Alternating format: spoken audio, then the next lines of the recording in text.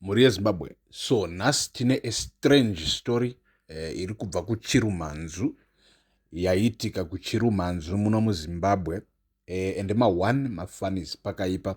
So welcome back pamuzinda wevanhu pano paYouTube paThe Mutapa Times, vari kutiona paFacebook, muri kutiona paInside African Network. So make sure you go subscribe paYouTube paThe Mutapa Times, apo patino updateana nemuri yeZimbabwe siku nesikati every day, so that you don't miss anything. Ndini wenyu Super Nexus. So muri yeZimbabwe nyaya tinayo panapa iri kubva iyo kumukomana anonzi Takunda.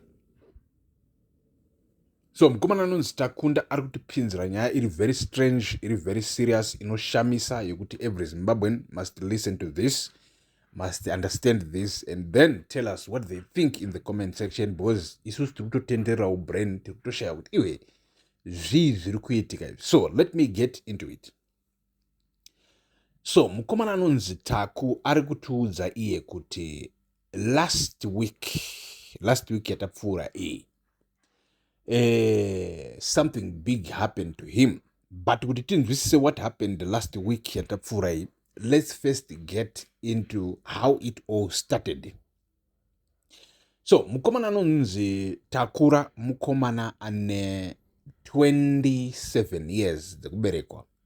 Mukomana 27 years dzekuberekwa. Mukomana has been hustling, has been working, has been doing things. Mukomana wokuti right now he is, can we say big or whatever, but he is making some serious money. Ukutofamba one BMW, although iri yekunana 2010 sezvaataura, it's a 3 series yekunana 2010 BMW yakatenga X-Jap etc, but uri kuita mari iri inoonekera. So vakomana vemadhiri handiti anodhila mugoridhe achiita mari yake achiita zvaari kuita. So mukomana ari kuti in his life munhu wokuti he been busy hustling, focused, and achiita mari and everything. And this other day, which is 2 months ago, mukomana ari kuti akasangana nemwanasikana anonzi Pretty. So kusangana kwemukomana nemwanasikana anonzi Pretty kwakaitika in a certain way yekuti it's quite interesting. So musikana anonzi Pretty pachirumanzuko ari kushanda mushopu yababa vake. So aitengesa. So mukomana wakapinda achitengawo zvaari kuda kutenga, and then ndobva aona tsvara kadenga yemwanai. Ndobva mukomana aita move yake. Ndokutobvunza bebi une makore mangani? Anditi mwanasikana achibva ataura iye kuti une 20 years old. Mukomana ndokutoti handi muri pabata. This is 2 months ago. So mukomana wati ndokutanga kumhanya naPretty. Ari kudanana naPretty. Mukomana ari kugara achivisitira pashopu paya kuchirumanzuku, achiita ari kuita achidanana naPretty, vachifadzana vachidanana anditi. So zvakamira zvakadaro, mukomana ari kutaura kuti what happened first ndechekuti wakasangana neumwe mufesi, right? Wakatoti iye atori pabhizi ari kutoita madhiri ake, ari kumine handiti, ari kutotenga goridhe naanoripinzisa, anoritengesa. Ari kuti then he met a guy anonzi iye Kuda.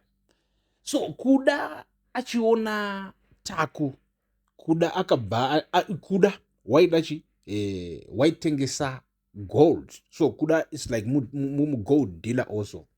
Ari kutengesera Taku goridhe handiti. So mukomana achitengesera Taku goridhe ari kuti kuna Taku, iwe ndiri kuziva kuti gram roita $104 at that time, musi woyo $104, but ndiri kuda kuti undipe 200 for each gram and nde 7 grams. Mukomana kuti upengere wakwana, ndokupa iwo $200 per gram kuti ndopengere ndiri chibusinessman. Wangeziva kuti tine mabudgets ere. Mukomana Kuda ari kunzi akabva ati kuna Taku, wangu ndokunyudza. Mukomana Taku akati, iwe urikuta unondinyudza sei? Uri kupengere iwe. So mukomana ari kunzi Kuda ari kuti akabva amuudza kuti wangu rega ndikutaurire, rega batise information. Iwewe uri kudanana necousin sister yangu. Zvikanzi ndiri kudanana necousin sister yako, uri kutaura kuti chii? Zvikanzi yes, uri kudanana naPriti, and Priti is my cousin sister, and Priti une 17 years. Right. Muri Zimbabwe, once manzwa nyaya dzemakore, it becomes bad. Already. Tose right now tiri kuzwa kuti tine a pending case yaHolton, but let's get to the story. So, mukomana achibva taura kuti aiwa, iwo uri kudanana necousin sister yangu Priti, and Priti une 17 years. Already. So, mukomana Taku akabata, iwe, uri kutaura kuti mwanasikana uyo ane 20, uri kunyepa iwe. Zvikanzi nemukomana kuda isa 2 wire per gram, ende kubva iko zvino izvi tiinda kumberi unenge uchindibata $200 per gram regoridhe roga ndo yako naro kwauri.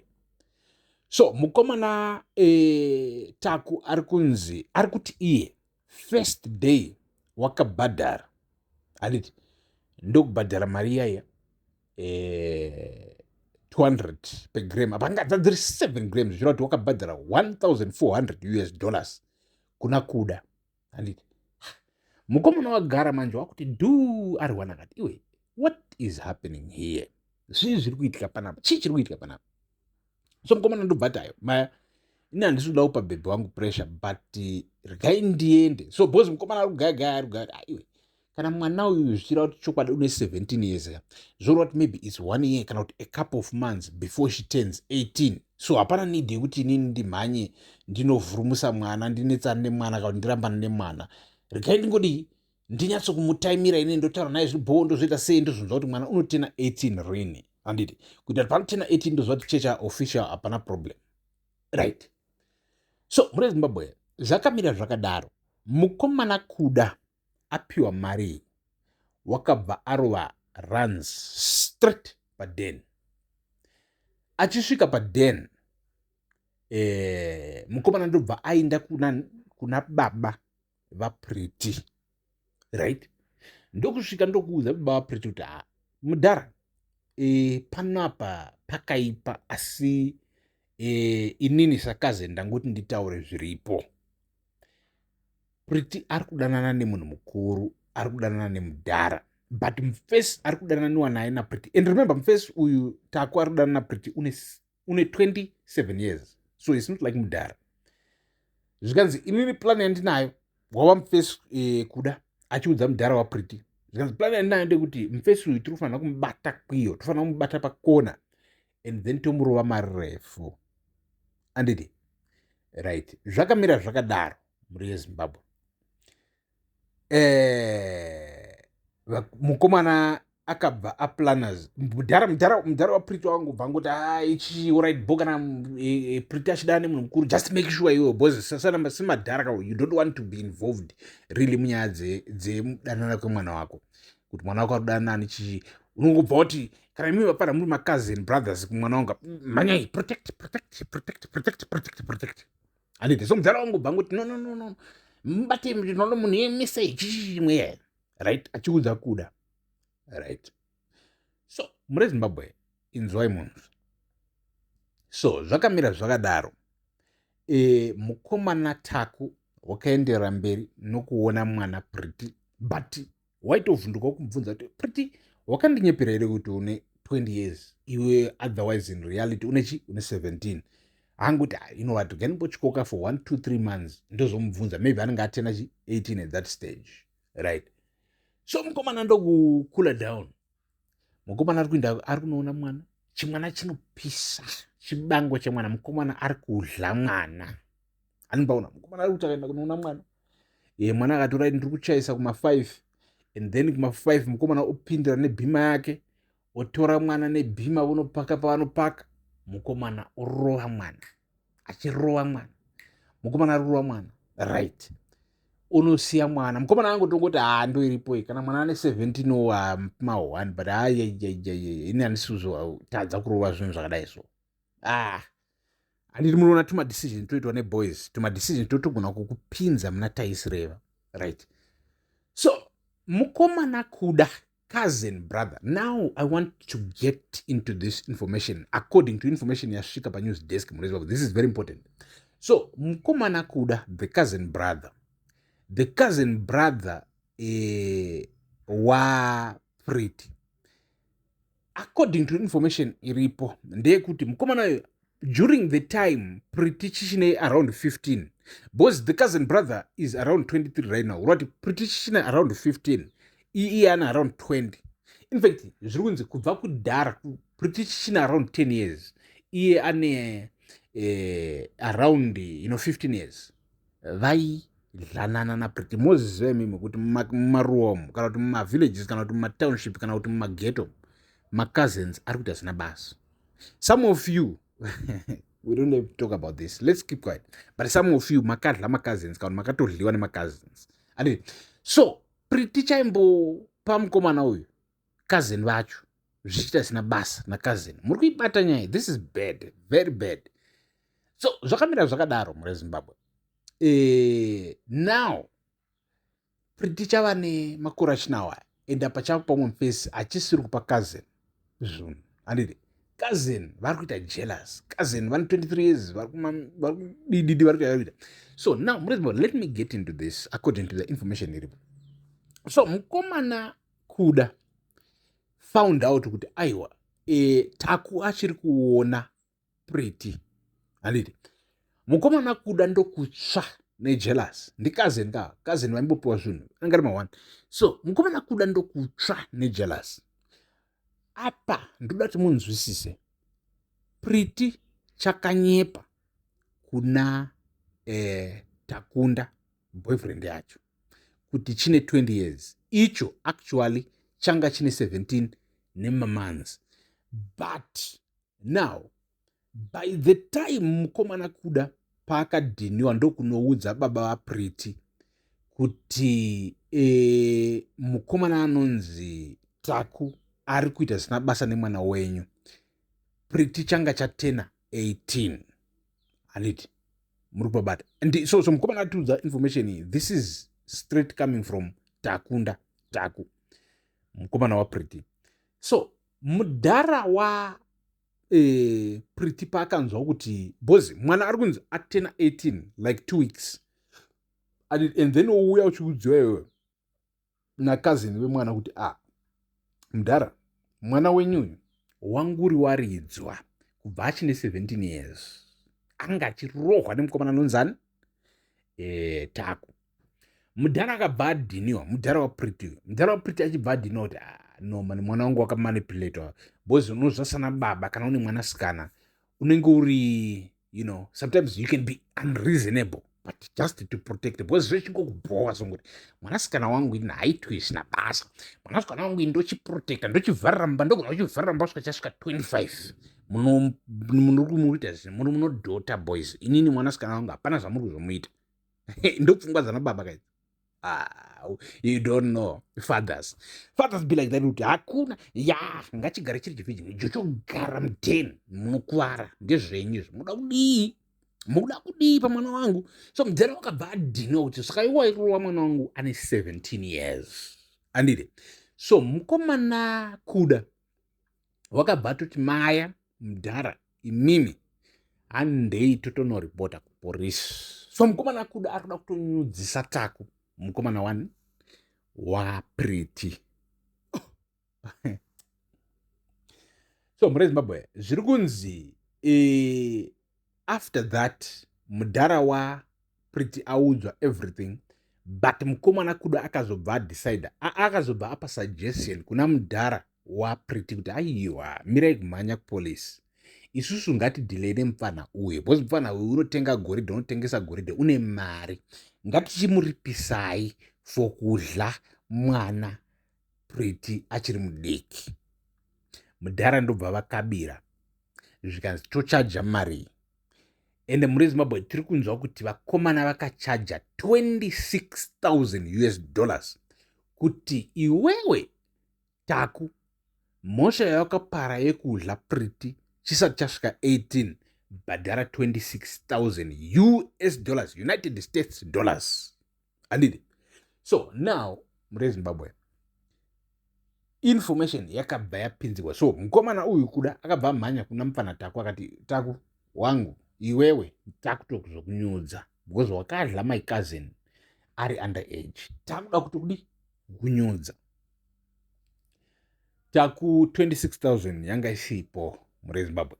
So remember, this is 2 months ago and maybe 2 months and two weeks ago, so which means it's like 1.5 months ago now. So mukomana Taku atoona kuti mukomana 26,000 akuti aibate very fast.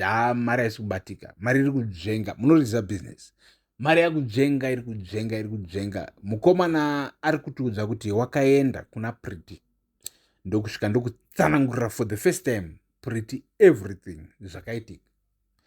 Atsanangura everything zvakaitika, Pretty kakazhanana muhana kakanetsekana kakaita sei, but kanga kasinawo solution.